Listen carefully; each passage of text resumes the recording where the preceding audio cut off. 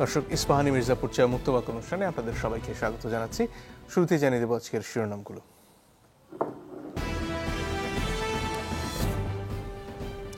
২৪-এর আকাঙ্ক্ষা পূরণের প্রত্যাশা ২৫-এ, রাজনৈতিক ঐক্যের তাগিদ বিশ্লেষকদের।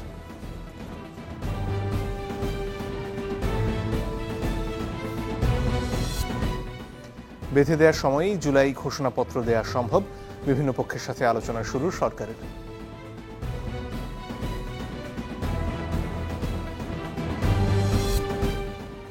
হঠকারিতায় গণ অভ্যুত্থানের সাফল্য ব্যর্থ হতে দেয়া যাবে না, নেতাকর্মীদের সতর্ক করলেন তারেক।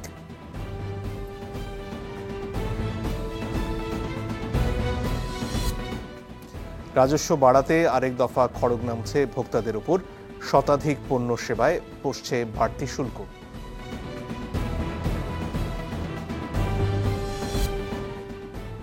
অবশেষে মুক্তি মিলছে ভারতে বন্দী ৯০ বাংলাদেশি জেলের, বন্দি বিনিময়ে ছাড়া পাবেন ৯৫ ভারতীয়।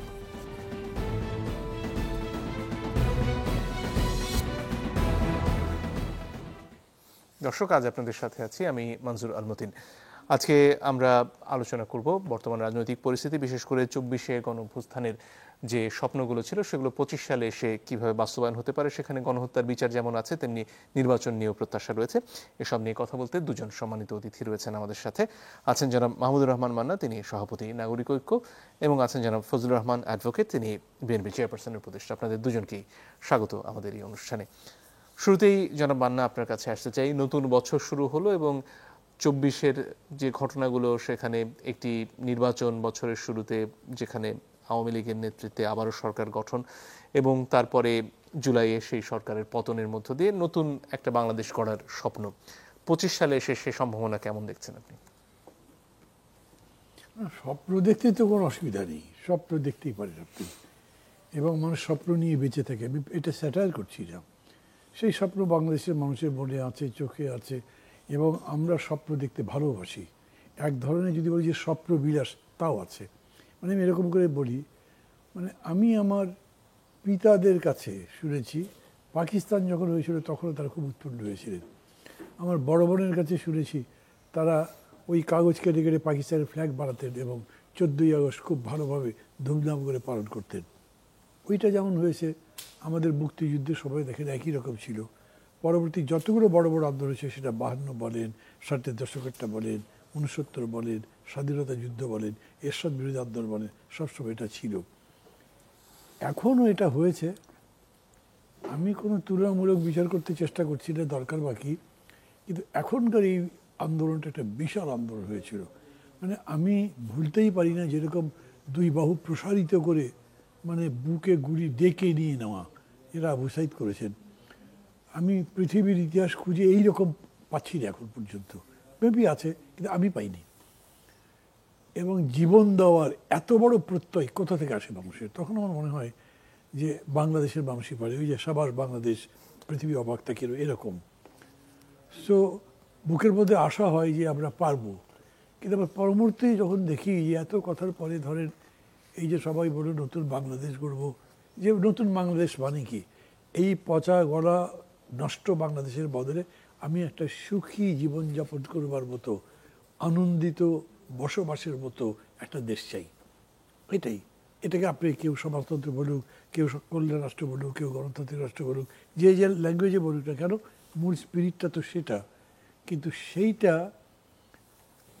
৮ অক্টোবর সরকার ক্ষমতা নেওয়ার পর থেকে, বা ৫ই আগস্ট থেকে আমি বলি যে এরকম হয়েছে যে মনে হচ্ছে যে শুধু কেবল আমি যেন রংটা বদলালো, নাহলে বিষয়টা একই রকম আছে।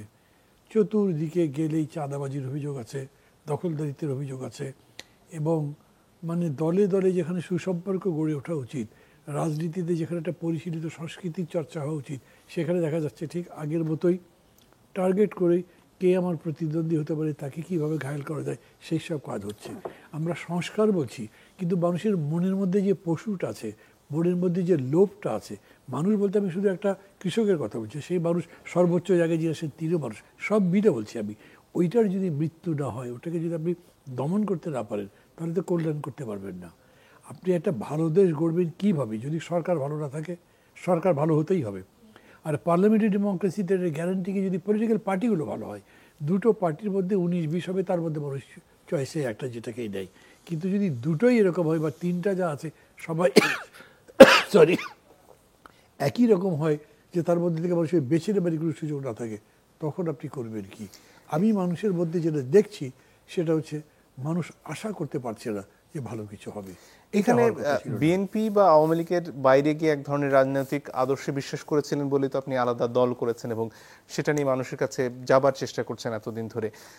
সেখানে মানুষের চিন্তায় কি আসলে এই যে নতুন ধারণার কথা, নতুন আদর্শের কথা, বিশেষ করে রাজনৈতিক সংস্কৃতির কথা আপনারা যখন নিয়ে যান, সেটা নেয়ার কি পরিবেশটা তৈরি হয় মানুষের মধ্যে, বিশেষ করে বাংলাদেশের মতো দেশে যেখানে এই দুটো দল এতদিন ধরে রাজনীতি চালিয়েছে? যদি আপনি বক্তৃতা দিয়ে আর কথা দিয়ে বুঝতে চান তাহলে হবে না। তো এটার প্রতিফলন মানে আপনার অ্যাকশনও থাকতে হবে, মানে উচ্চারণ আচরণ দুটো দিয়েই মানুষ জাজ করবে। আমি যেমন একদম আমার নিজের কথা বলি, এখানে ফজলু ভাই আছেন, রাজনীতির অর্থে অর্থে উনি আমার সিনিয়রই হবেন, যদি আমরা কন্টেম্পোরারি ছিলাম, এবং তারও খুবই বর্ণাঢ্য একটা চরিত্র মানে ইতিহাস ছিল, এখনও আছে। অসাধারণ ভালো বক্তৃতা করেন। আমি ভালো বক্তৃতা করি বলে নাম আছে, কিন্তু আমি ওনার বক্তৃতা আমি শুনতাম। তারপরে আমি বলছি উনি তো তার দলে সাইড লাইনে মানে কি ব্যাকফুটের মধ্যে আছেন। আমি আমার দলে ব্যাকফুটে নাই, কিন্তু আমার সুবিধাটা কী হয়েছে আমি বলি আপনাকে, দলটা ওরকম গড়ে ওঠে নাই, কিন্তু মানুষের কাছে আমি অনেক বড় রেসপেক্ট পাই। আমি অনেস্টলি বলি, মানুষ আমাকে ভালোবাসে, ভালো মনে করে, যোগ্য মনে করে, কিন্তু ওটা মনে করে যে তার তো দলটা হলো না। দলটা হচ্ছে না কেন? এই তখনকার দুই দলের যে লড়াইটা ছিল, তার মধ্যে গত 15 বছর আমাকে তো বাইরে একটা জেলাতে সভা করবার পারমিশন পর্যন্ত দেয়নি। আমি একটা কোনো জায়গাতে ওপেন বক্তৃতা করতে চেয়েছি, দেয়নি পারমিশন। তারপরে বলেছি আমি ভিডিওতে কথা বলবো, ভিডিও তুলে নিয়ে চলে গেছে, এরকম পর্যন্ত ঘটনা ঘটেছে। আমি এরকম দুজনকে বলবার চেষ্টা করেছিলাম যে আমার উপর এত খড়গস্ত হওয়ার কারণ কি? ওরা বলেছেন যে প্রধানমন্ত্রী মনে করে আপনার কথা লোকজন পছন্দ করে, আপনার কথা ভালো লাগে, ওগুলোর দরকার হয় পক্ষে থাকার, না হলে বিরুদ্ধে যা যেরকম করার হয়। তো এগুলোর মধ্যে জনগণের গ্রহণযোগ্যতারই আমার কাছে কোনো প্রশ্ন নেই, কিন্তু সংগঠন গড়ে তোলবার যে মেকানিজম, মানে এটার মধ্যে তো লজিস্টিক্স আছে, বিভিন্ন রকম সাপোর্ট আছে, এই সব মিলিয়ে আমরা এটা করে তুলতে পারিনি। কিন্তু এখনও এই 5 আগস্টের পরে আমি বেশ কয়েকটা জনসভা করেছি, আমার নিজের এলাকাতে করেছি, যখন আমি বলেছি দেখুন এই স্বপ্ন নিয়ে মানুষ লড়াই করেছে, আপনারাও সেই স্বপ্ন নিয়ে লড়েছেন, সেই স্বপ্নর কি পূরণ দেখছেন, বাস্তবায়ন দেখছেন? চুপ করে থাকে মানুষ। তারপরে যখন বলি এই এই এই ঘটনা ঘটছে, তখন মানুষ তাড়িয়ে দেয় কিংবা পক্ষে বলে। অর্থাৎ যখন চাঁদাবাজির বিরুদ্ধে বলি তখন সবাই হইচই করে, যখন মামলাবাজির বিরুদ্ধে বলি তখন হইচই করে। আমি কোনো দলের কথা বলছি না, আমি কমনলি বলছি যে আমাকে এই কালচার থেকে তো বেরিয়ে আসতে হবে। আপনি যদি মনে করেন যে আপনি দল একটা যেন তেন প্রকারে বানালেন, যে কোনোভাবে রিক্রুট করলেন, সেই নেতা বা কর্মীর কোনো ইথিক্স মরালিটি কিছুই আপনি চেক করেন না, ওগুলোর মূল্যই দেননি। আমি একদম বাজি রেখে বলতে পারি, এতদিন পর্যন্ত আমাদের দেশ যে সমস্ত দল শাসন করেছে, তারা তাদের দল গড়ার প্রক্রিয়ার মধ্যে নীতির চর্চা করেনি, সংস্কৃতির চর্চা করেনি। ফলে হয়েছে কি, বড় দুটো দল বা তিনটা দল থাকলে বাকিরা ছোট ছোট বড়েরা ওই ছাগলে খাওয়ার মতো হয়ে যায়। আমাদের মতো ছোট দলগুলোকে মানুষ দেখে, পছন্দ করে, কিন্তু তাদের পেছনে দাঁড়াবার মতো এখনও শক্তি পায়নি। বাট দিস টাইম, এটা বলে বিশ্বাস করছি, দিস টাইম আমার কাছে বলে মানুষ চয়েসের ক্ষেত্রে নতুন জিনিস দেখবে, শুধু মার্কা নয়, শুধু না, মানুষও দেখবে। ভারতের ক্ষেত্রে ছোট ছোট দল, ধরুন দিল্লিতে আম আদমি পার্টির মতো দল যেভাবে উত্থান ঘটেছে তাদের, বাংলাদেশে সেটার সুযোগ হয় না কেন? 15 বছর এখানে কোনো গণতন্ত্র ছিল, কিন্তু দিল্লিতে গণতন্ত্র ছিল। উনি তো বলতে পেরেছেন এই এই করবো, এই এই দেখা উচিত। তার যখন ছেলেরা হয়েছে তখন তার বিরুদ্ধে প্রতিবাদ হয়েছে, আমাদের ক্ষেত্রে কথাই বলা যায়নি, দাঁড়াতেই দেয়নি। জি, জনাব ফজলুর রহমান, যে প্রসঙ্গ খানিকটা অবতারণা করলেন জনাব মান্না, যে বড় বড় রাজনৈতিক দলগুলোর মধ্যে আসলে আদর্শিক ভিত্তিটা গড়ে ওঠেনি, এবং সে কারণে যখন রাজনৈতিক চরিত্রের পরিবর্তনের কথা ওঠে, বিশেষ করে বড় দল, এই মুহূর্তে তো বিএনপি মাঠে রয়েছে, সেই ক্ষেত্রে আসলে মৌলিক পরিবর্তন আনাটা খুব দুষ্কর হয়ে যায়। আপনার পর্যবেক্ষণটা শুনতে চাই।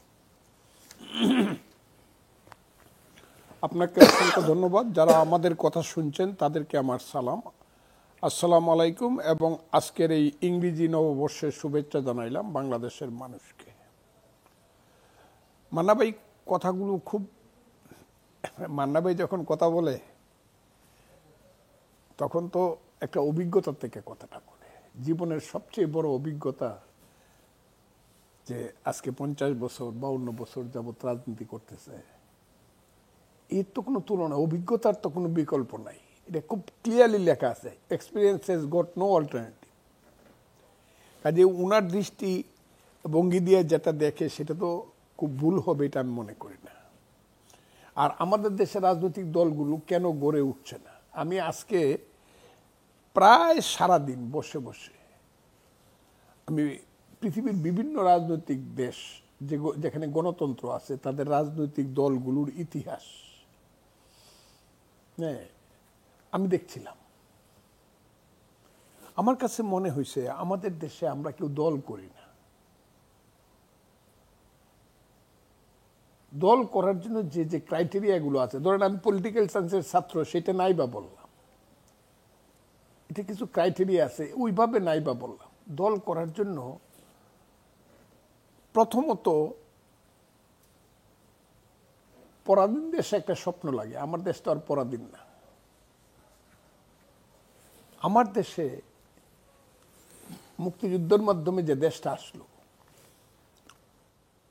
আমার কাছে কেন মনে হইলো, আমি সবসময় কথাটা বলি যে প্রথম দিন থেকে ট্রেনটা ভুল লাইনে উঠলো, রং লাইনে। Fault started from the very first day.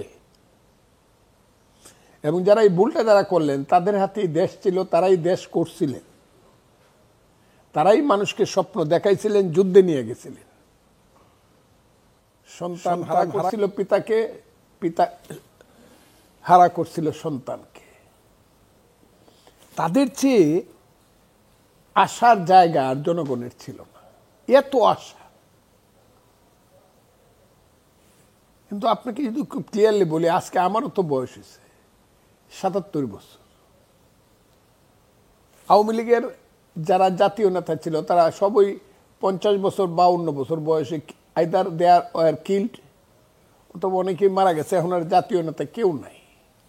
এমনকি আমাদের ইমিডিয়েট বড় যারা, কেউ পলিটিক্স করে না। রাজ্জাক সাহেব বলেন, অমুক সাহেব বলেন, যারা মানুষকেও দেখাইছে। আমি আমাদের কথা বলি, ওই দিক দিয়ে আসম আব্দুর রব আছেন, শুধু মূল্যায়ন হইল না অথবা মূল্যটা তৈরি করতে পারলো না দেশের বেশ পরিস্থিতির জন্য। উনি যে কথাটা বলে গেছে, একটা রাজনৈতিক দল যে ফর্মুলার উপরে গড়া উচিত, এই রাজনৈতিক দলটা গড়ে উঠল না। তারপরে এক একটা দল, এখন 3টা দল আছে আমাদের দেশে। একটা দল পালিয়ে গেছে, দল পালাইছে না, দলের নেতৃত্ব পালাইয়ে গেছে। তারা কবে আসবে আমি জানি না। আমি বলছি যে আওয়ামী লীগের আলেখতে 10 বছর লাগবে, সেটা আমি রূপও করতে বলছি।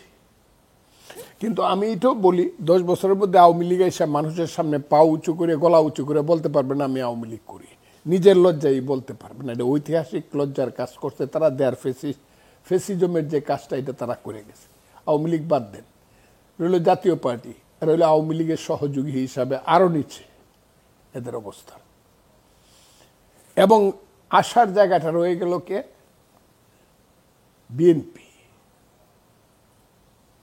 মুক্তিযুদ্ধের ঘোষক জিয়াউর রহমানের দল, শহীদ জিয়ার দল, যেভাবেই বলেন, জীবন দিয়ে গেছে জিয়া, তার দল। যে দলটা সৃষ্টি করছে তিনি শহীদ জিয়া। সেই শহীদ জিয়া মৃত্যুর পরে তার কোনো দুর্নাম ছিল না। সম্পদ হরণের কোনো ধরনের কিচ্ছা কাহিনী তার নামে নাই। তার স্ত্রী যিনি নেতৃত্ব দিয়েছেন, 3বার উনি প্রধানমন্ত্রী হয়েছেন, 5টা করে সিট থেকে পাশ করছেন। তার ব্যক্তি জনপ্রিয়তার কোনো নাই। এবং যতই একাডেমিক কোয়ালিফিকেশন কম থাকুক, উনি ব্যক্তি হিসাবে পরিচালনাটা ভালো করছেন। এখন দলটা পরিচালনা করে জনাব তারেক রহমান। প্রশ্ন যেটা, সেটা হলে এই দলটাকে তো, এটা তো একটা team. Politics is a game, politics is not a sports. রাজনীতি হইল একটা গেম, এটা স্পোর্টস না, ক্রীড়া না, এটা খেলা। তফাৎ কি দুটোর মধ্যে? হ্যাঁ, গেম এবং স্পোর্টসের মধ্যে তফাৎটা কি? স্পোর্টস হইলে আপনি একা একা দৌড় দিতে পারবেন, সাঁতার দিয়ে দিল স্পোর্টস। একা একা, ওই যে একজন বিশ্বের সবচেয়ে বেশি দৌড়বিদ, সেটা একা হইলেই চলে। কিন্তু যখন আপনি গেম করতে যাবেন তখন আপনার টিম লাগবে। সেই টিমে ক্যাপ্টেন লাগবে, ভাইস ক্যাপ্টেন লাগবে, অমুক লাগবে, তমুক লাগবে, কোচ লাগবে, ম্যানেজার লাগবে, সব লাগবে। Team, cricket team, football team. এখানে ক্রিকেট টিমে দেখবেন ওপেনিং ব্যাটসম্যান 0 মারতেছে, 7 নম্বর ব্যাটসে সেঞ্চুরি মারে খেলা জিতেছে। এটা এই বাংলাদেশের ব্যাপারে ওই পরশু দিনের আগের দিন হয়েছে ওর সাথে, ওয়েস্ট ইন্ডিজের সাথে। পরস্পরের উপর নির্ভরশীল। এখানে আমি বলার কোনো স্থান নাই, এখানে সবসময় বলতে হবে আমরা। এই আমরা বলার যে শেষটা, এটা বাংলাদেশে রইল না, যে কোনো কারণেই রইল না। কারণটা যদি আমি বলি, ফয়লা নম্বর পরে গিয়ে 1 নম্বরের উপরে যিনি বলছিলেন এবারের সংগ্রাম আমাদের মুক্তির সংগ্রাম, এবারের সংগ্রাম, উনিই কিন্তু সেইভাবে জিনিসটাকে সাজাইল না, বরং সব কিছু গিয়া উনার মধ্যে গিয়া হল, শেষ হইল। উনি সব, আমরা সাবসার্ভিয়েন্ট। এটা কিন্তু এরপর থেকে আমি আর নাম বলবো না, তাইলে আমি রাজনীতি করতে পারবো না। এটা শুরু হইল। এখন তো অবস্থাটা দাঁড়াইছে যে মালিক যদি লাইট ফোকাস না করে, জুপিটার যদি আপনার উপরে লাইট ফোকাস না করে, আপনি আলোকিত হবেন না। আপনার মেধা, আপনার শ্রম, আপনার যোগ্যতা, যত কিছুই বলেন, ইউ আর নোবডি, যদি জুপিটার আপনার উপরে লাইট ফোকাস না করে। বড় দলগুলোর ব্যাপারে আমি বলতেছি, লাইট ফোকাস না করলে। এবং এই কারণে বিএনপির যে অবস্থানটা এখন দেখি, উনি আছেন দূরে, যিনি দলটা করতেছেন তার নাম জনাব তারেক রহমান, উনি আমাদের ভারপ্রাপ্ত চেয়ারম্যান। উনি দূরে, অনেক দূরে। যতই বলেন এই গ্যাপটা কিছুতেই কাভার হয় না। স্কাইপিতে বৈশাখ বক্তৃতা দেয়া মাঠের গ্যাপ কাভার হয় না। মানুষ যায় দেখে তারেক রহমান সাহেব বক্তৃতা করছে, আবার জায়গা, কিন্তু জড়ায় ধরা তারেক রহমান সাহেব আছে, সামনাসামনি বলা, এই শুনে যা, তুই কথাটা শোন, এইভাবে চল, এইটা বলতে পারবে না। 9 মাসে বঙ্গবন্ধু শেখ মুজিবুর রহমান ছিল না মুক্তিযুদ্ধে, তার নামে মুক্তিযুদ্ধ হয়েছে, কিন্তু 9 মাস আইসা পরে তিনি মুক্তিযুদ্ধের সমস্ত ব্যাপারটাকে তছনছ করে দিয়েছে, কারণ উনি ছিলেন না। উনি বুঝতে পারেন নাই যে 9 মাসে বাঙালি জাতি 90 বছর আগায় গেছে। কথাটা খুব ক্লিয়ার, তার মতো লোক বুঝতে পারে নাই। কাজেই তারেক রহমান সাহেব জান দেওয়ার চেষ্টা করতেছে, তার অভিজ্ঞতা, তার ম্যাচুরিটি সবকিছু দেওয়ার চেষ্টা করতেছে। কিন্তু এখানে আমি দেখতেছি যে কাজগুলা হওয়া দরকার। প্রতিদিন বসবে, যার যার অবস্থানে বসবে, রিহার্সাল দিবে। আপনি যে নাটকের যে মূল স্টেজ, যে ফাইনাল স্টেজ করবেন, তার আগে তো আপনি রিহার্সাল দিবেন, স্টেজ রিহার্সাল দিবেন, তারপর তো ফাইনালে যাবেন। একদিনের জন্য তো কেউ বসে না। What is our philosophy, what is our ideology, what is our 31 দফা, হোয়াট ইজ আওয়ার কর্মসূচি, খালি কয় 31 দফা 31 দফা। কিন্তু 31 দফার উপরে যে ডিটারমিনেশন, এটা যে আমার অন্তরে ঢুকলো, এটার জন্য যে আমি যে কোনো কিছু করতে রাজি আছি এবং সেই পথে চলতে রাজি আছি। আপনি খুব 31 দফা বুঝলেন এবং বুঝাইলেন, কিন্তু পট করে গিয়ে আপনি একটা বাস স্ট্যান্ড অথবা রিক্সা স্ট্যান্ড দখল করলেন। আপনার সমস্ত 31 দফা ওই বাইরটা খাওয়াইলেও ওই দোকান দখলদার বা বাস স্ট্যান্ড দখলদার পরিপূরক হবে না। জিনিসটা এরকম হইতেছে। বিএনপি কিছু করতেছে কর্মীরা, তা আমি অস্বীকার করব না, কিন্তু তার চেয়ে অপপ্রচার এবং অপপ্রচার অনেক বেশি হইতেছে এক, আর বিএনপি জিনিসটাকে সংগঠিত করতেছে না। জি, ধন্যবাদ। একটা বিরতির সময় হয়ে গেছে, আপনাদের কাছে ফেরত আসছি। দর্শক, একটু পরে ফিরবো, আশা করি সাথে থাকবেন। দর্শক, আপনারা দেখছেন ইস্পাহানি মির্জাপুর চা মুক্তবাগ। ফিরে আসবো জনাব মাহমুদুর রহমান মান্না আপনার কাছে। একটু আগে জনাব ফজলুর রহমান যে কথা বলছিলেন যে বাংলাদেশের রাজনৈতিক দলগুলো, বিশেষ করে বড় দলগুলোর মধ্যে যে সংস্কৃতি, সেটা হয়তো অনেকের জন্য স্বস্তিদায়ক নয়, কিন্তু তারপরে ওই যে ব্যক্তি কেন্দ্রিকতা বা পরিবার কেন্দ্রিকতা, এই ধারার বাইরে বাংলাদেশের রাজনীতি এখন পর্যন্ত আসেনি। আপনি বলছিলেন যে এবারে আপনি খানিকটা সম্ভাবনা দেখেন। ধরুন, এই ধারার বাইরে গিয়ে তো অনেকগুলো দল রয়েছে, বাম দল রয়েছে, অন্যান্য বিভিন্ন দল বিভিন্ন সময় চেষ্টা করেছে, বিভিন্ন নেতা এই দলগুলো থেকে বেরিয়ে গিয়েও চেষ্টা করেছেন। এই মুহূর্তে আসলে একটা নতুন রাজনৈতিক ধারা তৈরির সম্ভাবনা কতটুকু? প্রথম কথা হলো যে আপনি যে বললেন, আমি সম্ভাবনা দেখছি এরকম, আমি খুব দৃঢ়ভাবে মনে করি যে এটা হওয়া সম্ভব। কারণ আমি মানুষকে যেটা রিড করতে পারছি, যতখানি বাইরে যতখানি গেছি এর মধ্যে, বা এমনি ধরে ঢাকাতে থাকতে যে কথাবার্তা বলি, সমস্ত মানুষ আশা করে আমাদের রাজনীতির একটা গুণগত পরিবর্তন। সে আমি যেরকম করে বলতে পারছি সেরকম করে সে বলতে পারবে না, কিন্তু সে চাঁদাবাজি দেখলে কষ্ট পাচ্ছে। বিএনপির লোকই আমাকে বলছেন, ভাই এটা কী হলো, এগুলো ঠিক না, তো বলেন না কেন আপনারা? আরে আমি ওই পার্টি করি, আপনি পার্টি করেন, আপনি বলেন। কারণ আমরা বললে কি হবে, তাই আপনি বলবেন, বলে আমাকে। এই রকম বিভিন্ন জায়গাতে হচ্ছে। যেমন ধরেন জামাত ইসলামী, আমি মনে করি যে জামাতে ইসলামী ঠিক এই লাইনের পার্টিরা, চাঁদাবাজি ধান্দাবাজি খুব করে না, ওদের আলাদা সোর্সেস আছে। কিন্তু আমি এরকম শুনেছি, বলেছে যে তারাও এটা করছে কোনো কোনো জায়গাতে। আমি জামাত ইসলামের নামটা তার সাথে একটা কারণ বলি। আপনি বলছেন অনেকেই মনে করে এই কথা সবথেকে বেশি করে প্রচার করতেন গাফফার চৌধুরী। বড় দলের বাইরে কিছু করা যায় না। দেখেন কংগ্রেস থেকে বেরিয়ে বিজেপি হয়েছে, কংগ্রেসের বাইরে থেকে একেবারে আওয়ামী লীগ বেরিয়ে জামাত ইসলাম হয়েছে। এখন জামাত ইসলামকে in the absence of Awami League আপনি সেকেন্ড পার্টি বলবেন তো? আপনি তার আদর্শ পছন্দ করেন সরি স্বাধীনতা তার ভূমিকার ব্যাপারে সমালোচনা করে, কিন্তু রিয়েলিটি হচ্ছে দি ব্যাটার ডাউন। ওটা তো হলো, আমাদেরটা হলো না কেন? ওরা একটা লং ড্রন একটা টার্গেট দিয়েছে, মনে করছে আমার লক্ষ্যটা এটা ফিক্সড রেখে ওই লড়াইটা করেছে।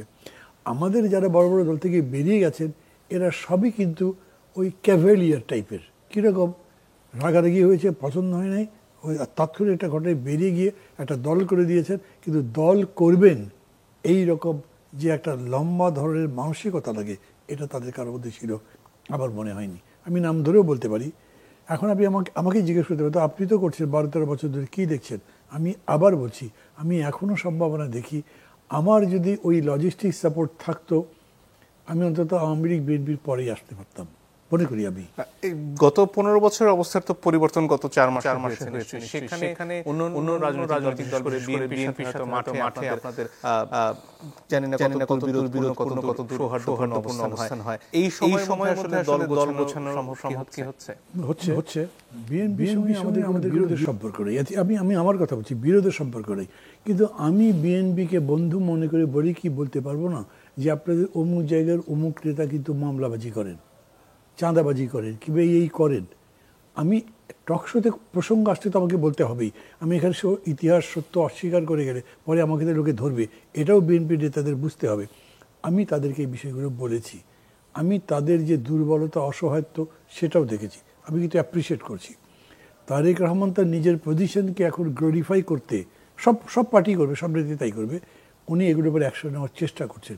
সেই অ্যাকশন বহু ক্ষেত্রে রিবাফ করছে। কিন্তু আবার দেখেন, ওই যে এই সময়ের মধ্যে মানুষের মধ্যে যে চেতনাটা হলো, সেই চেতনা করে একটা ম্যানিফেস্টেশন খুবই ক্লিয়ার, ডক্টর ইউনূসের কোনো পার্টি নেই, এখনও নাই। তার নেতৃত্বের সরকার সংস্কার করবে, তারপরে নির্বাচন করবে। বিএনপি যখন বলছে 3 মাসের মধ্যে দিতে হবে, বিএনপির নেতা কর্মীরা সমালোচনা করছে, আমাকে বলেছে এটা কোনো কথা হলো নাকি? ঠিকই তো, রক্তের দাগ তো শুকায়নি। এবং এখন পর্যন্ত আপনারা নির্বাচনের জন্য খুবই ব্যস্ত হয়ে গেছে, একটু ধৈর্য ধরেন। বিএনপির নেতারাও অনেকে বিএনপিকে সাজেস্ট করছে। তার মানে একটা রাইট পলিটিক্সের উপর যদি দাঁড়ান আপনি, তাইলে তার ভিত্তিতে সামনের দিকে যেতে পারবেন। সেই সম্ভাবনা এখন প্রচণ্ড। এবং আমাদের জন্য একটা কষ্ট হয়েছে কি, আমি বলি আপনাকে, Bangladesh is traditionally a student political country. আমি জানি ইংরেজিগুলো ঠিক হলো কিনা বা এইভাবে বলার মধ্যে দিয়ে কী বোঝা গেল, কিন্তু আপনি 52 থেকে শুরু করেন বড় যতগুলো আন্দোলন, তার সামনে ছাত্ররা। কিন্তু আমাদের জন্য দুর্ভাগ্য হচ্ছে কি, ঠিক স্বাধীনতার পরে আমি নিজে ওই সংগঠনের প্রেসিডেন্ট ছিলাম, সেক্রেটারি ছিলাম, ডাকসু 2 বার ভিপি হয়েছিলাম। মানে আজকে যে ছাত্ররা যেগুলো করছে না, সেই তুলনায় আমাদের সাপোর্ট বেস, আমাদের ব্যাপ্তি, আমাদের সাংগঠনিক কাঠামো, তার ভিত্তি অনেক বড় ছিল, মজবুত ছিল। কিন্তু হঠকারিতা করে শেষ হয়ে গেলাম, একটা জেনারেশন চলে গেল। কেমন সেটা? হঠকারিতাটা কেমন? মানে আমরা গণ আয়তনে যে সংগ্রামগুলো, গণসংগ্রাম বাদ দিয়ে আর্ম স্ট্রাগল করতে চলে গেছি। এখানে গেরিলা যুদ্ধ করে জিততে পারবো নাকি আমরা? একদম বেসিক একটা বীজ থেকে ধ্বংস হয়ে গেছে জিএসডি। আমি মনে করি এগুলো লেখালেখি করেছি, তাদেরকে বলেছি অনেক বড় স্ট্রাগল হয়েছে। কিন্তু যে স্বরাষ্ট্রমন্ত্রীর বাড়ি ঘেরাওয়ের পরে যে অবস্থাটা তৈরি হলো, বা সরকার যেভাবে ঝাঁপিয়ে পড়লো ছাত্রদের উপর, এছাড়া কি আর খুব বেশি রাস্তা খোলা ছিল আপনাদের? খুবই সুন্দর একটা প্রশ্ন করেছেন। যারা শুনছেন আমি তাদের স্পেশাল দৃষ্টি আকর্ষণ করছি। যারা জিএসডি করেছেন, যারা আবার কথায় কষ্ট পাচ্ছেন, তাদেরও দৃষ্টি আকর্ষণ করছি। ওর চাইতে বড় হত্যাকাণ্ড শেখ হাসিনার মনে হয়েছে না? বিএনপি বা ওরা সব ছেড়ে দিয়ে আর্ম স্ট্রাগলের মধ্যে যায়নি তো, ম্যাসেজ স্ট্রাগল করেই জিতেছে। এইটা জাসদ তখন মানি নাই। যে স্ট্রাগলটা আমার জাসদের সাথে হয়েছে, আমি বলেছি কেন তখন আপনারা স্বরাষ্ট্রমন্ত্রী বারবার ঘেরা করার পরই বললেন এখন সংগঠন অর্থ গণবাহিনী, সংগ্রাম অর্থ যুদ্ধ। এটা তো চায়না নয়, এটা গেরিলা যুদ্ধ করার দেশ নয়, পুরো ফ্ল্যাট ল্যান্ড, এবং একটা গাড়ি এই দিক থেকে চট্টগ্রাম থেকে দিনাজপুর পর্যন্ত পৌঁছাতে বড় 24 ঘন্টা লাগবে। ওই রকম করে তো সংগ্রাম আপনি করতে পারবেন তাদের সাথে। ওইটা একটা মিস্টেক। আমি আবার বলি, ওই যে একটা জেনারেশন গেল, তারপরে ধরেন আর পরবর্তী সময় মেনন ভাইরা খুব উঠেছিলেন, কারণ ছাত্রদের সাপোর্ট না থাকলে দল কোনোটা বড় হতে পারছে না, এটা খেয়াল করবেন। মেনন ভাই একসময় খুবই পপুলার নেতা ছিলেন, এখন তার পরিণতি যেটাই হোক না কেন, সেই সময় ছাত্র ইউনিয়নের মধ্যে যে ভাঙনটা হলো ৬২ পরে, ওই মস্কো ইত্যাদি সব কিছু মিলে ওই জেনারেশন গেল। নূরদের সময় একটা বিরাট ছাত্রদের জেনারেশন দাঁড়িয়েছিল।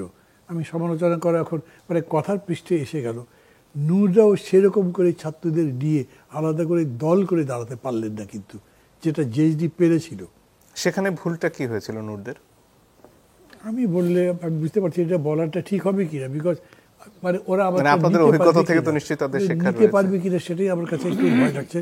সেটা হচ্ছে কি, যে যাই করেন না কারো পলিটিক্স, রাজনীতি মানে বেসিক্যালি একটা নীতির ব্যাপার। এই নীতির মধ্যে আপনি কি আপোষ করছেন, কতখানি টুইস্ট করছেন, আবার ফিরে আসছেন, এই ইনার স্ট্রাগলটা আপনাকে বুঝতে হবে। আপনি যদি এক্সপোজড হয়ে যান যে আপনি নীতিটা অত ভাবছেন না, আপনি আজকেই বক্তৃতা করছেন আওয়ামী লীগের পক্ষে, বিকেলবেলা বক্তৃতা করছেন জামাতের পক্ষে, পরের দিন বক্তৃতা করবেন আরেকটা কিছুর পক্ষে, তো মানুষ কি বুঝবে আপনাকে? আপনার কালারই তো বোঝা যাচ্ছে না, আপনি আদর্শিক অবস্থানটা স্পষ্ট করতে পারেনি। মানে রাজনৈতিকভাবেই আপনাকে তো চেনা গেল না যে আপনার উপর নির্ভর করা যায়। আবার ঠিক একইভাবে দেখেন, আপনি এখানে আছেন, খুব বড় বড় কথা বলছেন, ইন্ডিয়া থেকে একজনের সাথে তলে তলে মিটিং করলেন। এই যে কাদের সাহেব, মানে জাতীয় পার্টির কাদের সাহেব গেলেন ইন্ডিয়াতে ইলেকশনের আগে, সো কল্ড ইলেকশন, ফিরে এসে বললেন না কথা হয়েছে, কিছু বলা যাবে না, ডুবে গেছে লোক। ওগুলো করে হয় না, রাজনীতি 14 ডিগ্রি না। যারা রাজনীতিকে গালাগালি করেন তারা একটা জিনিস খুবই ভুল করেন, রাজনীতির মতো উন্নত মানবিক দৃষ্টিভঙ্গি অন্য কোনো জায়গায় হতে পারে না যদি আপনি বেপথু না হন। আপনি যদি রাজনীতিকে নীতি হিসেবে নেন, কর্মসূচি হিসেবে নেন, তাহলে you are the best social worker. আপনার সাথে ভালো কে, আপনার মতো ত্যাগী কে আছে? ওই জিনিসটাই আমি এস্টাবলিশ করতে পারিনি। রাজনীতি যে একটা মহৎ বিষয়, আমাদেরকে লোকে সম্মান করে কেন না, মান্না ভাই তো এখন গভর্নমেন্টের খুব কাছের লোক, হয়তো একটা তদবিরই নিয়ে আসছে না কি আমি জানি না, এরকম করবে। কিন্তু বাইরের জায়গাতে দেখেন, সেখানে পলিটিশিয়ানদের একটা আলাদা রেসপেক্ট আছে, একজন মানে জনপ্রতিনিধির আলাদা রেসপেক্ট আছে। ওই কালচার গড়ে উঠতে পারেনি। শেখ মুজিবুর রহমান এই দেশের কালচার ধ্বংস করেছেন প্রথম। উনি যখন সিঁড়ির উপরে দাঁড়িয়ে নিচে মোহাম্মদুল্লাহ তার প্রেসিডেন্ট, তার ঘাড়ে হাত দিয়ে কথা বলেন, আর দেশে কালচার থাকে নাকি বলেন? প্রাইম মিনিস্টার প্রেসিডেন্টের ঘাড়ে হাত দিয়ে কথা বলছেন, আর মোহাম্মদুল্লাহ শোন এদিকে, এগুলো কোনো কালচার নয়। আজকে একদিন পরে বলছি হয়তো কথাগুলো, অনেকের মনে হবে ভাই আগে বলেননি কেন, আগে বললে আমার ঘাড়ে কয়টা মাথা আছে, সে কিছু আমার জীবিত রাখতো নাকি? কিন্তু এরকম হয়েছে তো, এই যে সংস্কৃতির জায়গাটা তৈরি হয়নি। এবং এই রকম যাদের কথা আপনি জিজ্ঞেস করেন, তারাও এরকম করেছে, মধ্যপ্রদেশ সব জায়গায় ঘুরে বেড়াচ্ছে, গিয়ে ফিরে আসবার পর আপনি এক্সপ্লেন করতে পারছেন না আপনি এটা কী করতে পেরেছেন। আবার বলছি, পলিটিক্স যদি আপনি মনে করেন যেখানে ধান্দাবাজি নীতি হলো, তো নীতির বলে কোনো জিনিসটাই কৌশল করে বের হওয়ার কাজ, দেন ইউ আর ভেরি রং। আর যদি টেম্পোরারি যেত না, কিন্তু আপনার এই জেতার পেছনে সমগ্র জাতির পরাজয় লেখা থাকবে। জি, ধন্যবাদ। জনাব ফজলুর রহমান, আপনার কাছে ফিরে আসতে চাই। এই যে একটা নতুন রাজনীতির আকাঙ্ক্ষার কথা এতক্ষণ আমরা আলাপ করছিলাম, যেখানে হয়তো এত বছরের অনেকগুলো ব্যর্থতার অধ্যায় রয়েছে, 2024-এ নতুন করে আসলে এই রাজনৈতিক সংস্কৃতির পরিবর্তনের যে চেষ্টাগুলো বিভিন্ন জায়গা থেকে হচ্ছে, সেগুলোকে আপনি কিভাবে মূল্যায়ন করেন? ছাত্ররা যেভাবে এগোবার চেষ্টা করছে, সেটাকেই বা আপনি কিভাবে দেখেন? আপনাকে অসংখ্য ধন্যবাদ। একটু সময় দিবেন, কারণ আমার দলের মধ্যে আবার হবে। আমি যে কথাটা বলছিলাম, বিএনপির উপরে মানুষের যখন এই 5ই আগস্ট আসলো, তারপরেই কিন্তু মানুষের ধারণা হইল আগামীতে বিএনপি ক্ষমতায় আসছে। এবং বিএনপি কিন্তু 15 বছরের রাজনীতিতে মানুষের কাছে গ্রহণযোগ্য হয়ে গেছে। এবং মানুষের এই গ্রহণযোগ্যতার কারণে মানুষ সার্বক্ষণিকভাবে বিএনপির দিকে লক্ষ্য রাখছিল। কাজে বিএনপি কোনো ছোট অন্যায়, ছোট ভুল মানুষের কাছে বড় হয়ে দেখা দিছে, পত্রপত্রিকায় বড় হয়ে দেখা দিছে। এখনো মানুষ মনে করে বিএনপি এখানে নির্ভর করার স্থান। এবং আমি মনে করি বিএনপি এখন যে কাজটা করা উচিত, একটা ঘর বাঁধতে যেমন করে সবকিছু প্ল্যান প্রোগ্রাম করতে হয়, রাষ্ট্র ক্ষমতা চালানোর জন্য যে একটা রাষ্ট্র শক্তি, একটা রাজনৈতিক দল করা, বিএনপির জনশক্তির কোনো অভাব নাই, জনসমর্থনের কোনো অভাব নাই, কিন্তু যেটা অভাব সেটা হলো সংগঠন। আমি মনে করি সেই সংগঠনটা ইন্টার ডেমোক্রেটিক প্রসেস যদি করা হয়, যতটুকু সম্ভব সময় আসছে হাতে, তাহলে আমার ধারণা এই দেশটা মোটামুটিভাবে আগামী দিনে কিছুদিনের জন্য একটা স্বস্তি নিঃশ্বাস ফেলতে পারবে। আর বিএনপি যদি ফেল করে মানুষের আস্থা অর্জন করতে, এবং মানুষ যদি বিএনপির উপর থেকে বিশ্বাস হারায় ফেলে, তাইলে কোন শক্তি নতুন শক্তি হবে কিনা আমি জানি না, নাকি নতুন শক্তি হইলেও সেটা রাজনৈতিক শক্তি হবে কিনা সেটাও আমি জানি না।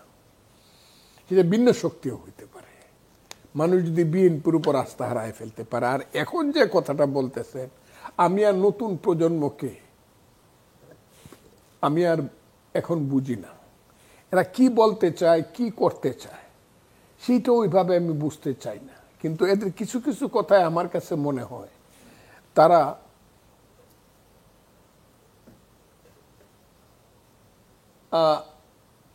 শুধু আধারের যাত্রী হতে চায়, আলো হাতে আধারের যাত্রী না। আমার কাছে এই জিনিসটা মনে হয়। কেন মনে হচ্ছে? এই কারণে মনে হয় তারা যে যে কথাগুলো বলে, যত না তারা রাজনৈতিক শিক্ষায় শিক্ষিত, তার চেয়ে নিজেদেরকে প্রমাণ করার চেষ্টা করে বেশি।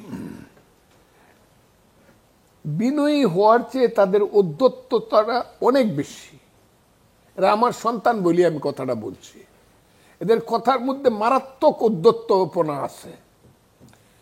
3 হইল নিজেকে নেতৃত্বে প্রতিষ্ঠা করার যে প্রতিযোগিতা, সেই প্রতিযোগিতাটা তারা খুব অসমানভাবে গ্রাম লেভেল পর্যন্ত পৌঁছায় দিছে, যাতে করে আমাদের ছাত্র শক্তি বা ছাত্ররা, আমাদের তরুণ জেনারেশন এবং যুব জেনারেশনের কিছুটা এটা ক্ষতিগ্রস্ত হবে। এখন যে জেলায় জেলায়, এলাকায় এলাকায় এই যে সমন্বয়ক চলছে, সবাই মনে করে সমন্বয়ক হইতে পারলে আর কোনো চিন্তা নাই, এটাও একটা চাকরি। এই যে সমন্বয়কের চাকরি, এবং সমন্বয়কের চাকরি দিয়া যে মানুষকে বুঝানো যে আমাদের এখানে শক্তিমান, আমি প্রশাসনকে বুঝানো, এবং প্রশাসন তো তারা মোটামুটিভাবে নিজের অনেকেই আছে, আমি এগুলো বলতে চাই না, তাদের কাছ থেকে আমি যেটা আশা করছিলাম সেই জিনিসটা তাদের আসতেছে না। আর 2 হইল রাষ্ট্রযন্ত্রের উপরে হাত দেওয়ার মতো যে অভিজ্ঞতা এবং যোগ্যতা থাকা দরকার, এটা তাদের নাই। কিন্তু তারা এর চেয়ে অনেক বেশি উপরে হাত দিতে চায়। এই সরকারটা টিকে আছে কিছুটা, এইটা সরকার আছে বলে বোঝা যায় না, কিছুটা টিকে আছে এই সরকারটা শুধু জনাব অধ্যাপক মোহাম্মদ ইউনূস সাহেবের ইমেজের উপরে। আরেকটা লোক যে তার সাথে ছিল তাকে আর আমি এখন চিনতে পারি না, তার নাম হলো জনাব আসিফ নজরুল। তাকে চেনা যাচ্ছে না। কেন? তুমি কোন কাননের ফুল, এটা বোঝা যাচ্ছে না। কি কাজের, তার কি কাজের কারণে এমনটা মনে হচ্ছে আপনার? ওনাকে আমার এক এক রকম এক এক সময় এক এক রকম মনে হয়। এবং উনি আইনের ছাত্র হিসাবে, আইনমন্ত্রী হিসাবে, এবং ছাত্রদের নেতা হিসাবে, এবং প্রথম দিনের যে বক্তৃতা তার শুনছিলাম ক্ষমতা নেওয়ার পিছনে, উনি কিন্তু খুব বেশি যদি ফেল করে, ওই ফেলের দায়িত্বটা ওনাকে নিতে হবে। কিন্তু এই দায়িত্বটা আরেকজন যে উপদেষ্টা আছে উনি না নিলেও চলবে, ফাতেমা বেগম বা আরেকজন নূরজাহান বেগম, মানুষদেরকে। কিন্তু আসিফ নজরুল সাহেব এই দায়িত্বটা তাকে নিতে হবে বলেই বলতেছি, সেই দায়িত্ব নেওয়ার মতো যোগ্যতা যেটা, এই কাজটা উনি করতেছেন না। উনি কিন্তু বুঝতেছেন, কিন্তু কোনো যেন মনে হইতেছে, আমি আপনাকে বলি, এখানে যে জিনিসটা সবচেয়ে দুর্ভাগ্যজনক, বিনা কারণে মনে হচ্ছে ক্ষমতার ময়ূর সিংহাসনটাকে দীর্ঘায়িত করার জন্য এবং এখানে থাকার জন্য, এটা যেন কি একটা জিনিস, বাংলাদেশের ক্ষমতা আল্লাহ জানে এটা কি জিনিস, তার মধ্যে আমার কিছু মনে হয় না। কিন্তু আমি সবসময় বলি ইউনূস সাহেব 10 জন প্রধানমন্ত্রীর চেয়ে উঁচু, কিন্তু উনারা যেন কেমন একটা মোহ পায়া বসছে। এই যে তাকে উনি বলছে ছাত্ররা আমাকে বসাইছে, ছাত্রদের একজনকে পরিচয় করেছে, উনি হলো এই আন্দোলনের কি মাস্টার মাইন্ড। এইরকম ছাত্ররা যেদিন বলবে সেদিন চলে, এই যে ওই জিনিসটা উনি চিন্তা করতেছে, আসলে কিন্তু তা না। বাংলাদেশের যে আন্দোলনটা 1 মাস হয়েছে, এর আগে কিন্তু 1 বছর, এর আগে কিন্তু 15 বছর এই আন্দোলনটা হয়েছে। এই মাহমুদুর রহমান মান্নাদের যে 15 বছর বয়স বাড়ছে 8 সন থেকে, এমনি বাড়ছে না। ফজলুর রহমান যে 15 বছর বয়স বাড়ছে, যে রিস্ক নিছে মাহমুদুর রহমান মান্নারা বা তাদের ছোট্ট গণতন্ত্র মঞ্চ, তা আমি বলবো, আমার সাকির কথা বলবো, বা ওই যে আমার ভাই সাইফুল ভাই, ইভেন আমার হাসনাত কাইয়ুম, যখন কেউ নাই রাস্তায়, বিএনপিও নাই, 4টা মানুষ দাঁড়ায় রয়েছে, অপমানিত হয়েছে, পুলিশের কাছে নির্যাতিত হয়েছে, কিন্তু পরের দিন আবার আসছে। তাকে মূল্যায়ন করবেন না? তার মূল্যায়ন আছে বলে আমার মনে হয় না। শুধু একটা জিনিস মনে হয়, উনি একটু প্রাউড ফিল করে, ওনার স্যার হইল বাংলাদেশের প্রধান উপদেষ্টা, এই কারণে উনি প্রাউড ফিল করে। আমার তো স্যার না। ফজলুর রহমানের কোনো অবদানই নেই। আমি তো মনে করছি প্রত্যেক দিন আমি মরতে পারি, এবং মৃত্যু রিস্ক নিয়ে কথা কইছি। আজকে 6 মাস চলে যাচ্ছে, 5 মাস চলে যাচ্ছে, আমি তো জানি না এখানে কে আছে, কেউ আমার চিনে কিনা। ও কথাটা খুব বোঝার চেষ্টা করেন। তা আপনি সবকিছু অস্বীকার করে বলতেছেন, আমি নিজেই সবকিছু করতেছি। যারা সবকিছুকে অস্বীকার করে, সবার অবদানকে অস্বীকার করে, তারা এই নতুন প্রজন্ম দেশ গড়বে কেমনে? এরা তো নিজেদের অহংবোধে ভুগতেছে, অহমিকায় ভুগতেছে। এক একজন, প্রত্যেকেই অহমিকায় ভুগতেছে। আমার তো ভয়ই লাগে। আমি দেখলাম একজনের গাড়ির কথা লেখা হইলো, তার গাড়িটার দাম নাকি, তার গাড়ি কিনা আমি জানি 1.5 কোটি টাকার গাড়িতে উঠছে। মান্না ভাই ডাকসুর বিপি ছিল, দুইবার ছাত্রদল লীগের প্রেসিডেন্ট ছিল, চাকসুর জিএস ছিল। মাহমুদুর রহমান মান্নার নাম কইলে ঢাকা বিশ্ববিদ্যালয়ে সমস্ত ছাত্রছাত্রী বটতলায় মান্না বক্তৃতা করবে। কয়টা গাড়িতে উঠছে ছাত্র রাজনীতি করার সময়? কয়টা গাড়িতে? কে গাড়ি দিছে? কার গাড়ি নিছে? আমরা কিভাবে চলছি? আমরা কম ছিলাম না তো। বাংলাদেশের সমস্ত কলেজ, আমি যখন ছাত্রলীগের প্রেসিডেন্ট, সব কলেজের 75% কলেজ আমাদের ছাত্র সংগঠনের দখলে ছিল। ফজলুর রহমান, ফজলুচূর্ণ, একদিনও তো একটা গাড়িতে যায় নাই কোথাও। কিন্তু তারা যেভাবে চলাফেরা করে, তাদের যে অ্যাটিটিউড, একজন দেখলাম কি হয়েছে, লোকাল গভর্নমেন্ট মিনিস্টার, উত্তরবঙ্গে হেলিকপ্টারে দেব 36টা উপজেলায়, হেলিকপ্টার তার সাথে সাথে থাকতে হবে। এই যে মানসিকতা, এই মানসিকতা দিয়েই তো বুঝা। আমি প্রত্যেকটা ছেলের চেহারার মধ্যে একটা অহংবোধ দেখি। সেই কারণেই মনে করতেছি এই ছেলেদের দিয়ে কিছু হবে কিনা আমাকে ভাবতে হবে। জি, ধন্যবাদ। জনাব মান্না, আপনার কাছে ফিরে আসতে চাই। এই যে 2025 সাল, যেখানে 24-এর এত আত্মদানের একটা ফসল ঘরে তোলার চেষ্টা, সেখানে অনেকগুলো ভুল নিয়ে আমরা কথা বললাম। আজকে থেকে যদি ঠিক কাজটা করতে হয় সবার জায়গা থেকে, আসলে আপনার অভিজ্ঞতার ঝুলি থেকে আপনি কি পরামর্শ দেবেন? আমি তার একটা কথা বলি, আমার খুব ভেতর থেকে আমার প্রণোদনা হচ্ছে বিএনপি দিয়ে। উনি কিছুটা বললেন না, আমি একটু বলি। অবশ্যই, বিএনপির উপরে আমি মনে করি যে এই দেশের ভবিষ্যৎ নির্ভর করে। এখন অনেকেই বিএনপিকে এখন পছন্দ করছেন না, সমালোচনা করছেন। এই ছাত্র বন্ধু যারা আন্দোলন করছেন, তারা তো বিএনপি এত তড়িঘড়ি নির্বাচন চাই, কারণ তার জন্য অসন্তুষ্ট। তারপরে আমি এই কথাটা বলছি এই জন্যে, এন্ড অফ দি ডে, দিন শেষে তো ভোট হতে হবে, না হলে মার্শাল হতে হবে। আপনি কি মার্শাল চান না? সো ভোটই চাইবেন। ভোট যখন চাইবেন, 1.5 বছর, 2 বছর, 3 বছর পরও যদি ভোট হয়, দেখেন মুসলিম ব্রাদারহুড, ওদের যে উপাঙ্গ ছিল মিশরের ইলেকশনে, 50 বছর মুসলিম ব্রাদারহুড ব্যান্ড থাকবার পরেও ওরাই ভোটে জিতেছিল। বিএনপিও ভোটে জিতবে আমার মনে হয়। ক্ষমতা নেবে তারা। তাহলে আগামী দেশ কিভাবে চলবে, এইটা ইউনূস সাহেবের সাথে কি অভিমান করবার, রাগ করবার সময় তার? বরঞ্চ উনি চিন্তা করবেন যে ইউনূস সাহেব যদি কোনো ভুল করেন, তাহলে ওইটাকে আমি এমনভাবে তৈরি করবো যাতে পরবর্তী তার যাত্রাটা মসৃণ হয়। যে আকাঙ্ক্ষা নিয়ে এই মানুষগুলো রক্ত দিল, জীবন দিল, সেই আকাঙ্ক্ষার দিকে যাতে যেতে পারে, সেটা যদি কী করা দরকার ছিল। আজকে বড় কথা সবাই কিন্তু বলছে ঐক্যমত্যের ভিত্তিতে।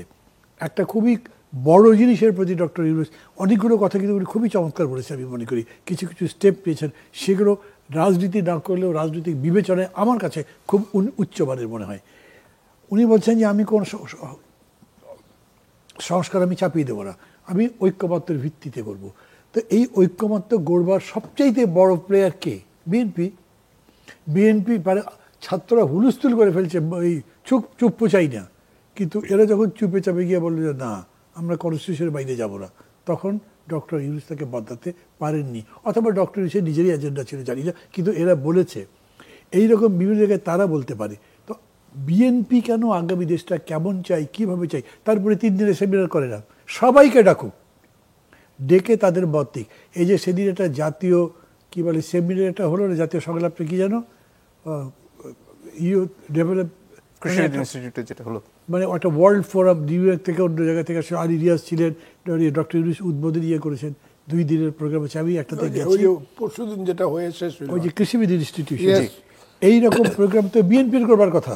কিন্তু শুরুতেই জনাব রহমান যেটা বলছিলেন যে তারেক রহমান বিদেশে থেকে আসলে এই স্কাইপের মাধ্যমে বা অন্যান্য যোগাযোগের মাধ্যমে যে রাজনীতি করা সম্ভব তা দিয়ে আসলে মাঠের রাজনীতি অতটা বোঝা সম্ভব নয়, সেখানে কি একটা শূন্যস্থান থেকে যাচ্ছে না?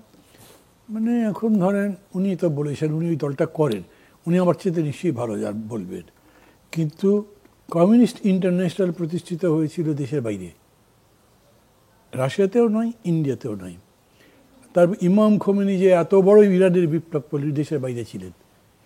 বিপ্লব যে রাশিয়াতে হয়েছিল তার আগে মেলা বছর লেনিন পলাতক এবং বাইরে ছিলেন। আর এখন ইন্টারনেটের যুগে কানেক্টিভিটি এত বেশি, তারেক রহমান চেষ্টা করেন বলে আমি মনে করি উনি সবার সাথে কথা বলেন। আমি শুনেছি, আমি কিন্তু সার্টিফিকেট দিচ্ছি না যে আমার কথাই ঠিক। তো উনি যখন কথা বলে বুঝতে যদি পারেন তাহলে একেবারেই বিরাট গ্যাপে থাকবেন, এটা কাভার করা যেতে পারে। মানে এখন এইখান থেকে আপনার ধরেন বংশাল ফোন করা যায়, এখান থেকে আমেরিকা ফোন করা তো তাই একই জিনিস, এবং সেটা ভিডিও কল করতে পারছেন।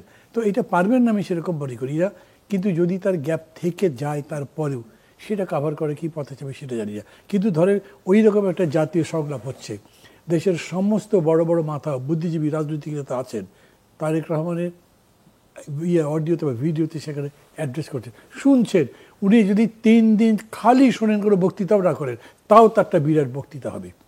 ওই যে মেজর জুলিন আমাদের জেডির প্রেসিডেন্ট ছিল, উনি একটা কথা বলতেন, sometimes silence is more dangerous than revolution itself. আপনি কথা না বলেও এত কথা হতে পারে, এত বাংময় হতে পারেন যে অন্য সব তাক লেগে যাবে। বোবার অভিনয় করেন অনেকে, এবং নায়ক নায়িকা পর্যন্ত বোবার অভিনয় করে মানুষকে কাঁদিয়ে ফেলে। তো উনি চুপ করেই থাকতে পারবে সেটা বলছেন। আমি বলছি যে ওই রকম করে উনি এই যেসব জায়গাতে আমরা ঐক্যমত্য করতে পারছি না, সেই জায়গায় হয় তাদের সাথে আলাদা বসতে পারতেন। তারেক রহমান বলছি না, পুরা দলটার কথা বলছি, বসতে পারতেন। জামাতের সঙ্গে কি ডিফারেন্স হচ্ছে সেটা ঠিক করতে পারতেন, ছাত্রদের সঙ্গে কি ডিফারেন্স হচ্ছে সেটা ঠিক করতে পারেন। যখন ঘরে বসে অভিমান করার সময় এটি নয় বলছেন, প্রশ্নই আসে না। সেনা দিবসে দেখেন ছাত্ররা গিয়ে বেগম জিয়াকে অনেক সম্মান করেছে না, ডক্টর ইউনূস পর্যন্ত বেগম জিয়াকে কী সম্মানটা করেছেন, যদিও আগে দেখি নাই, কিন্তু ওই দিন আমার ভালো লেগেছে। এই এত বড় একটা বিষয় বিএনপি কেন ব্যবহার করতে পারবে না? এবং বিএনপি প্রতি আবার বলি তার প্রতি স্পেশাল ভালোবাসা নাই। আমি তো বিএনপি করি না ভাই, আমি চাই আমার পার্টি ক্ষমতায় যাক, আমার পার্টির নেতা মাহমুদুর রহমান মান্না প্রধানমন্ত্রী হোক, কিন্তু আমি তার সাথে কোনো অশ্লীল অসৎ প্রতিযোগিতা করতে যাচ্ছি না। আমি মনে করি যৌথভাবে একসাথে করাই ভালো। সেই জন্যে বলছি আমি ছাত্রদেরকেও টানতে চাই। কেন? এদের যে শক্তিটা দেখলাম আমরা, এখনও দেখছি, গতকালও দেখলাম, এটা যদি উনি যেরকম করে বলেছেন হঠকারিতা করে যেন নষ্ট না হয়, সেই দায়িত্ব ছাত্রদের কিন্তু কেমন নয়, এই দায়িত্ব আপনারও আছে। আপনি তাদেরকে ডাকেন, কি করছো তোমরা, বলবেন সরাসরি এই জিনিস করলে এই হয়, আমি এটা করতে চাই, বলেন, আমি আপনাদের সহযোগিতা চাই, বলতে পারবেন না কেন? এই ইন্টারাকশনটা উদ্যোগ নিয়ে করতে দেখছি না। যাদের যাদের সাথে ডিফারেন্স আছে, ডেমোক্রেসি মানে কিন্তু জাস্ট সিম্পল মেজরিটির রুল নয়। Democracy is a matter of, আপনি কি বলে যে জ্ঞান চর্চারও বিষয়, এটা সংস্কৃতিরও বিষয়। হ্যাঁ, সংস্কৃতির বিষয় একটা। সেটা যদি করেন তাহলে আপনার যারা ডিসার্নিং ভয়েস, যারা আপনার সাথে দ্বিমত করছে, তাদেরকে বেশি করে শুনবেন, পারলে যত বেশি করে পারেন তাদেরকে অ্যাকোমোডেট করবেন, অথবা তাদেরকে পরিশীলিত করবেন। তো এই চর্চা যদি বিএনপি না করে, তো এটা আরেকজনের উপর আপনি দোষ দেবেন কেন? এবং আমি একটা কথা বলি, আমি মাঝে মাঝেই বলি, বলতে খুব ভালো লাগে, এটা অতিকায় হস্তি বিলুপ্ত হইয়াছে, টিকটিকি টিকি আছে, কোনো অহংবোধ এটাতে বাঁচবে না। মানুষের মধ্যে যে চেতনাটা হয়েছে না, মানুষ যদি মনে করে এই দলটা ব্যবহার ভালো করছে না, যেরকম করে মাখো 4 নম্বর থেকে 1 নম্বরে চলে গেছে, 1 নম্বর 2 নম্বর 3 নম্বর ফ্রান্সের পার্টি সব ডাউন হয়ে গেছে, বাংলাদেশে অদ্ভুত ঘটনা ঘটে যেতে পারে। আমি এখনও মনে করি বিএনপি সতর্ক হওয়া উচিত, এবং সেটা যদি করা যায় তাহলে একটা পথ হতে পারে। সেকেন্ড কথা বলি, যেহেতু আপনি জিজ্ঞেস করছেন সার্বিকভাবে, আমি মনে করি এই ভূমিকা ডক্টর ইউনূসও পালন করতে পারেন। কিন্তু এটা আমি বড় করে বলছি না, কেন বাই নেচার ডক্টর ইউনূস এরকম নন। থাকে না কিছু লোক ইন্ট্রোভার্ট টাইপের, উনি দেখেন প্রধান উপদেষ্টা হওয়ার পরে কিন্তু কথা খুব কম বলছেন, তাকে টিভিতে খুব বেশি দেখা যাচ্ছে না, এগুলো তার পছন্দই না। রাজনীতিক নেতাদের সাথে উনি কথাই বলেন না। মাঝে মাঝে আমার মনে হয় যে একটা রাজনৈতিক পার্টি করেছিলেন, কেন? উনি তো রাজনৈতিক নেতাদের সাথে কথাই বলেন না, পার্টির সাথে কথাই বলেন না। কখন কথা বলেন? আচ্ছা, পূজাতে কী করা যায়, শেখ মুজিবের জন্মদিন কী করা যায়, এই যে সাম্প্রদায়িক দাঙ্গা লাগার সম্ভাবনা কী করা যায়, এই যে ভারতীয়, এটা মানে ইস্যু ভিত্তিক, তার বাইরে পলিটিক্স নিয়ে বলেন নেই। অথচ উনি সমস্ত কমিশন যতগুলো রয়েছে সংস্কারের, সেই কমিশনগুলো যখন তার কাছে রিপোর্ট দেবে সেগুলো নিয়ে রাজনৈতিক দলগুলোর সাথে কথাবার্তা বলবেন, একটা ঐক্যমত্য করবেন, এবং ঐক্যমত্য করবার জন্য একটা কমিশন করে উনি তার চেয়ারম্যান হয়েছেন। আপনি চেয়ারম্যান হলে আজ পর্যন্ত তো বিএনপির 5 জনের ডেকে বলেন তো হয়তো হোমওয়ার্কটা করে তারপরে কিছুই করেনি, করছেনই না, ওরা আগ্রহ আছে তাই দেখছি না। এই জন্য আমি বলছি যদি উনি না করেন, বাই নেচার এরকম না হন, তো আমার তাকে তো কন্ডেম করার দরকার নেই। আমি তাকে বলতে পারি এরকম করেন স্যার, উনি করবেন কিনা।